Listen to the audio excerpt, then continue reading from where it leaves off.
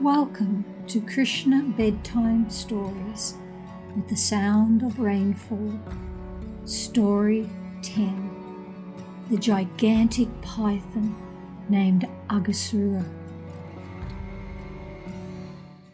Once upon a time, Krishna desired to go early in the morning with all his cowherd friends to the forest where they would eat lunch.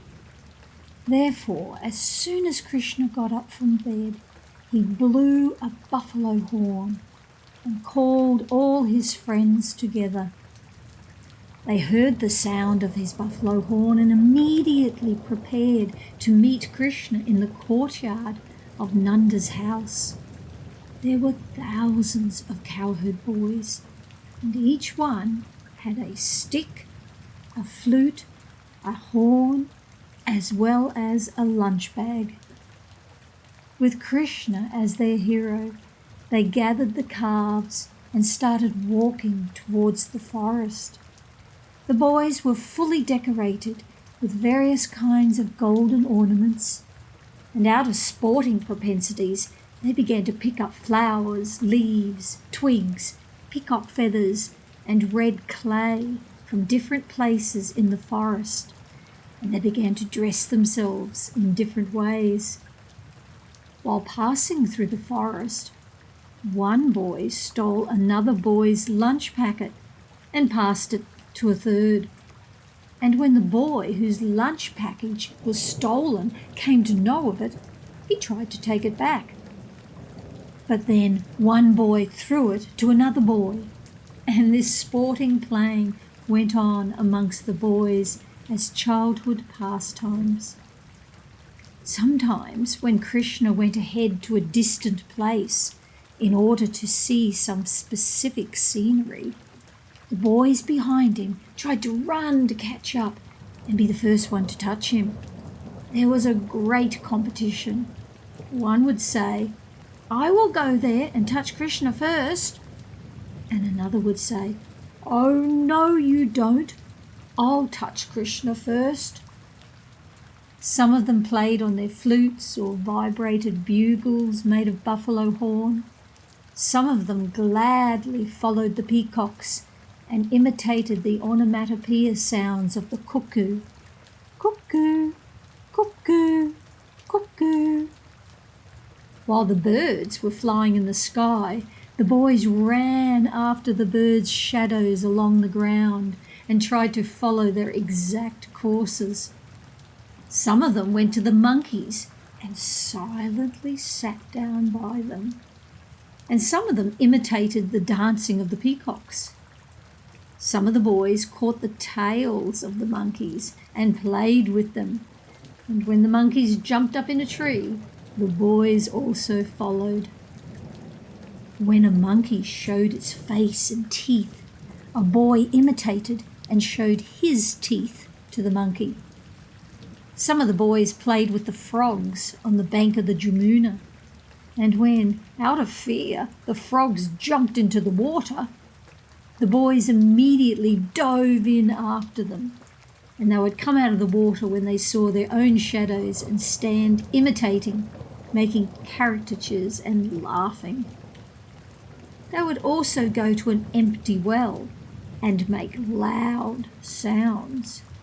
And when the echo came back, they would call it ill names and then laugh. When Krishna was enjoying his childhood pastimes with his friends, one Aghasura demon became very impatient. Because he couldn't see Krishna playing, he decided he would not wait. He would kill all the boys.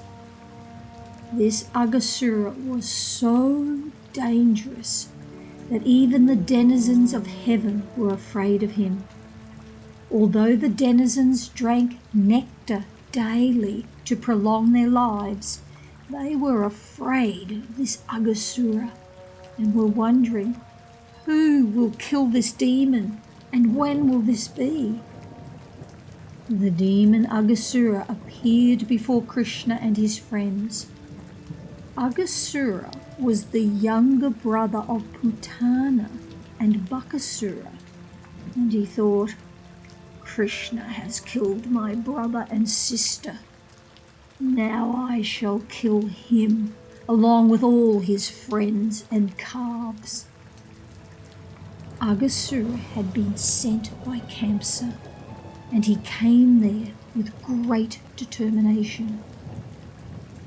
Aghasura began to think that when he killed Krishna and all the cowherd boys, then automatically all the inhabitants of Vrindavan would die of grief.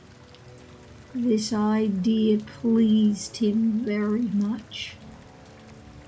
Using mystic powers, Aghasura assumed the shape of a very fat serpent and expanded himself up to 8 miles long.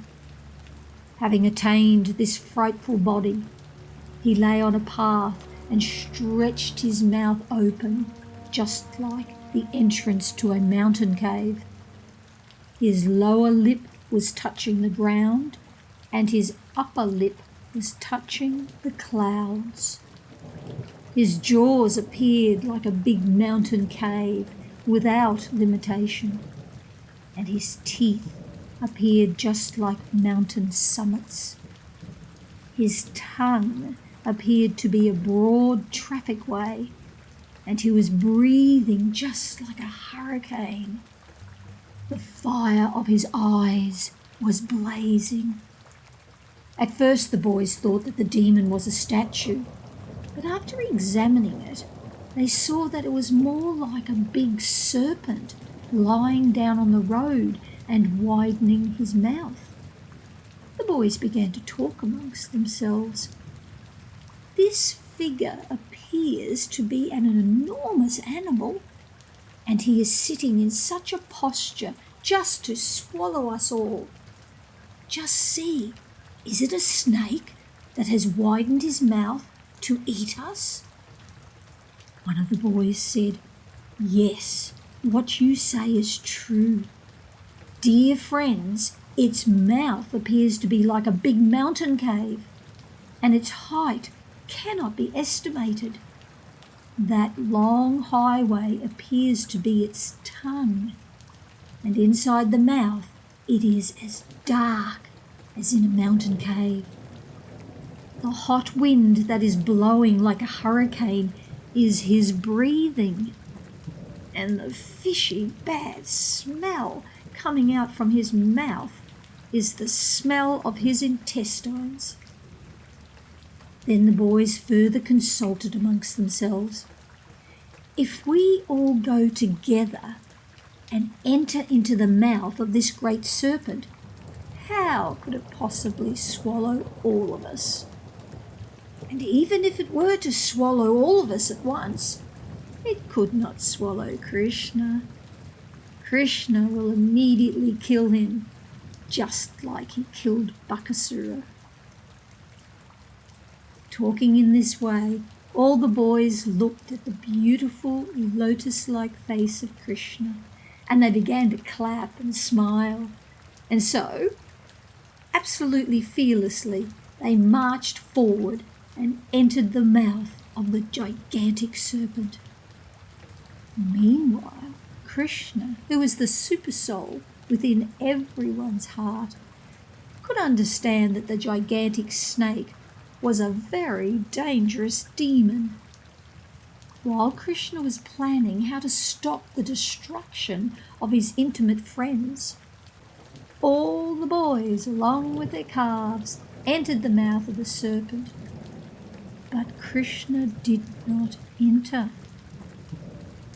While the demon was awaiting Krishna's entrance, he was thinking, everyone has entered except Krishna, who killed my brother and sister.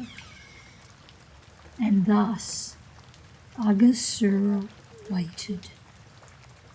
All the cowherd boys and calves lay down and went into a deep sleep within the body of the python.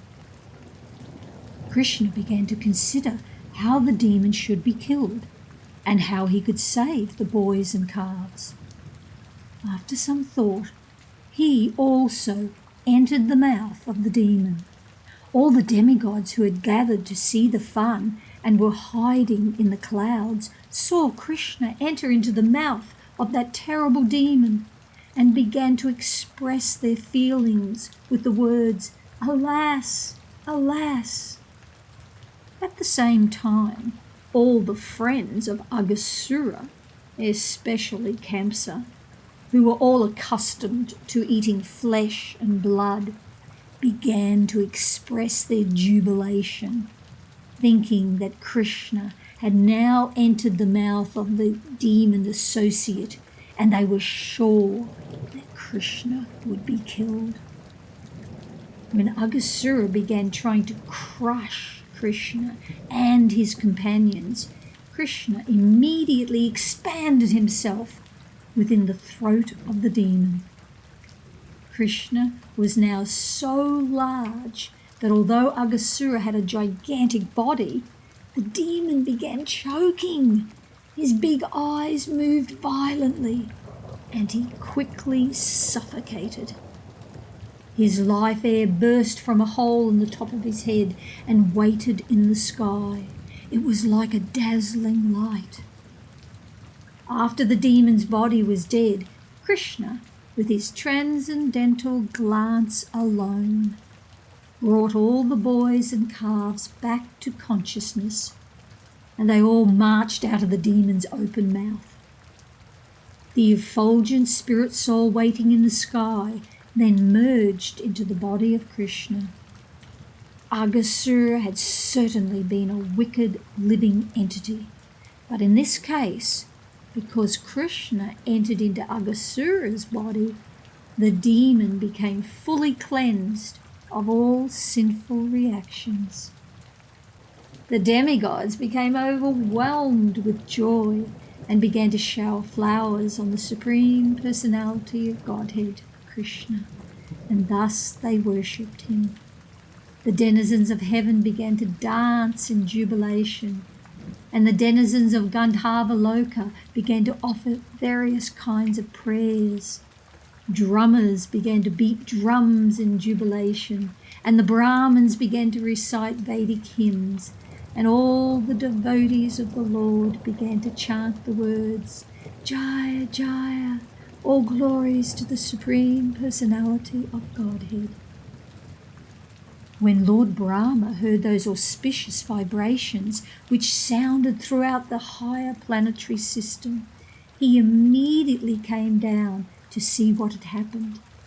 He saw that the demon was killed, and he was struck with wonder at the exceptional and glorious pastimes of Krishna. The gigantic mouth of the demon stayed in an open position for many days and gradually dried up. It remained a spot of enjoyable pastimes for all the cowherd boys, who laughingly climbed up and slid down the demon's body and played hide and seek. The killing of Aghasura took place when Krishna and all his friends were around 5 years old. However, for 1 whole year, there was no discussion of this incident of the Aghasura demon in the village of Vrindavan. When the boys attained their 6th year, they informed their parents of the incident with great wonder. The astonishing reason for this will be told in the next bedtime story. Sweet dreams about darling Krishna, who is our greatest protector and the protector and friend of all the cowherd boys of Vrindavan. Namaste.